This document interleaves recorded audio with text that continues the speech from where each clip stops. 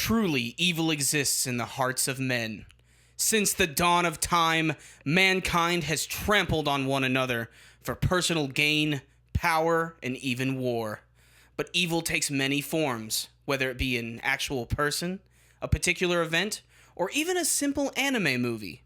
And like the Ark of the Covenant from Raiders of the Lost Ark, this movie is truly a treasure not meant for mortal eyes.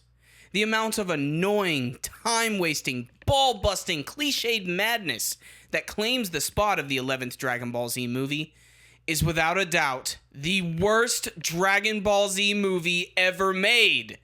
Want some Goku action? It's not here. How about some badass Vegeta moments? Nope. Gohan, the main character in the anime at the time, he has a starring role, right? Hell fucking no! To make matters worse, this is the third return of the most boring Dragon Ball Z villain ever. Ugh.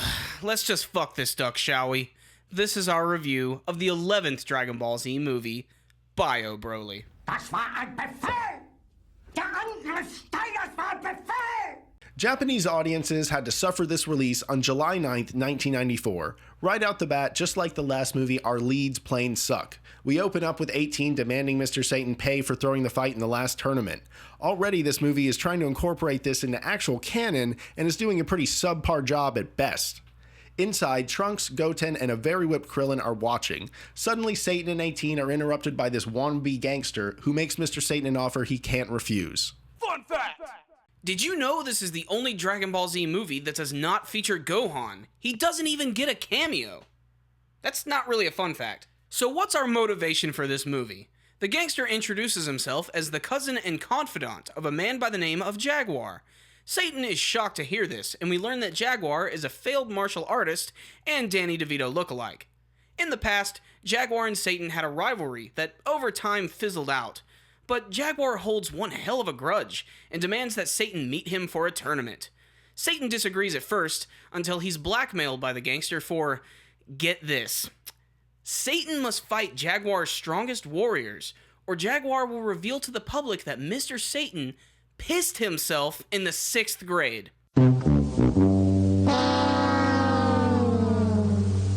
Let's just get to the damn island and start fighting.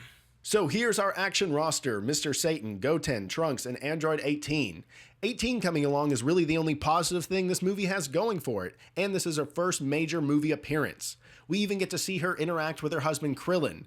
Krillin, as usual, is played for comedic purposes and is told by Android 18 to stay behind and watch their daughter Marin.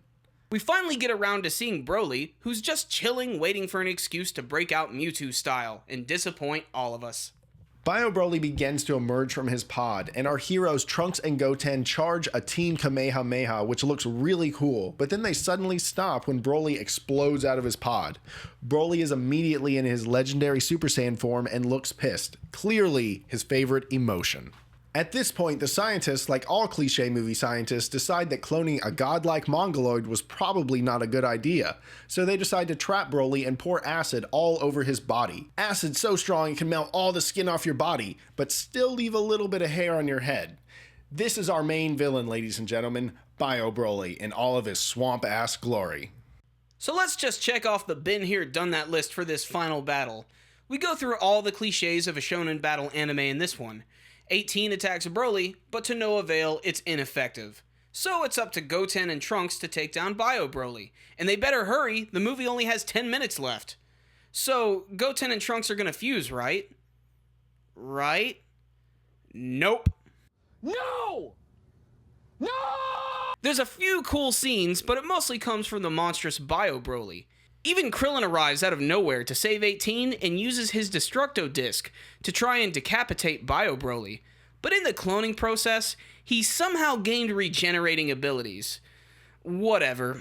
In a scene oddly reminiscent of the end of Child's Play 2, Trunks, yes Trunks, takes out Bio Broly by blasting a vat of acid above him, which engulfs him, melting him into a pit of purple goo. So in the grand tradition of beating the bad guys, the island begins to become unstable and explode. So it's up to Goten, Trunks, and even Krillin to save the island from being destroyed with a combination Kamehameha. After this, Broly pulls a Jason Voorhees and erupts from the water, now giant. So Gotenks and Trunks blast him into oblivion, finally killing the horror that is Broly, thankfully bringing the steaming pile to a close.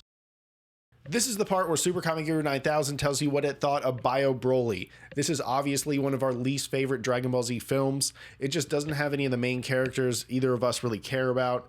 I'm dying for some Vegeta. I mean, we haven't had him in a little while, and Piccolo was pretty much made fun of in the last movie with Krillin dressing up as him just so he can get a rush and be the hero. When it comes to Bio Broly, there just isn't very much good to say, and rather than just be all negative, I think I'm just not going to say much about this one.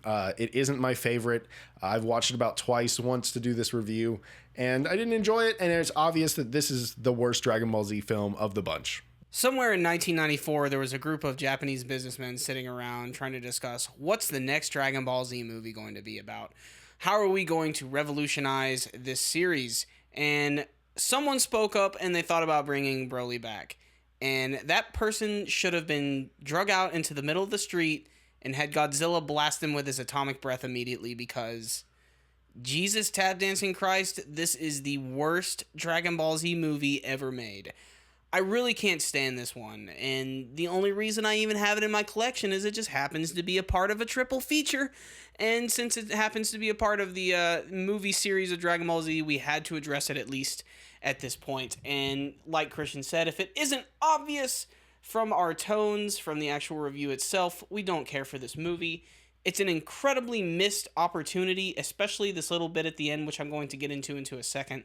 But obviously, it's the leads. They suck in this one. I do not know why Gohan is not the main lead in this movie. It makes zero sense to me.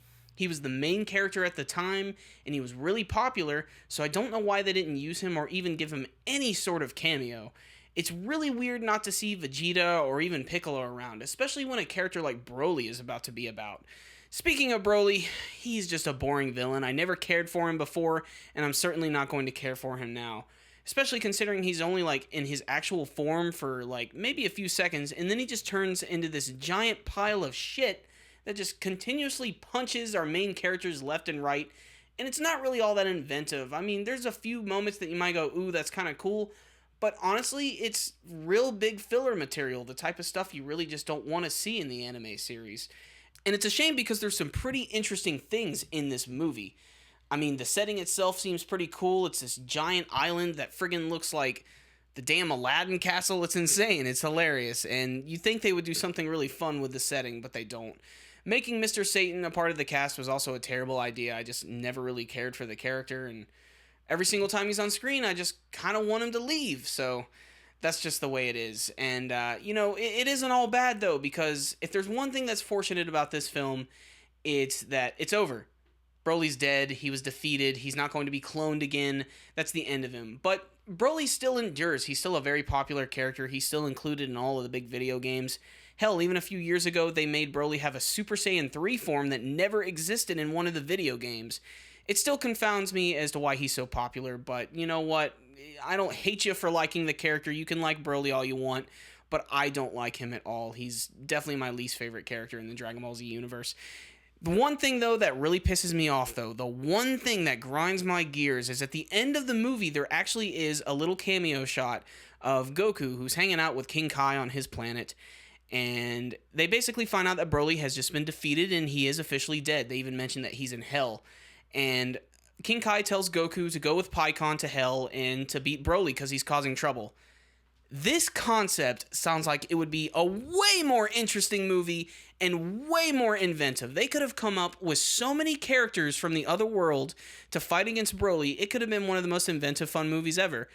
Instead, it's just something that could have been. On the upside, however, we are going to get something similar to that in the next movie, which is really, really fun. Join us next time as Christian and I review the 12th Dragon Ball Z movie, Dragon Ball Z Fusion Reborn. Oh, it's badass, and it's got a great villain, and even Hitler's in this one, so stay tuned.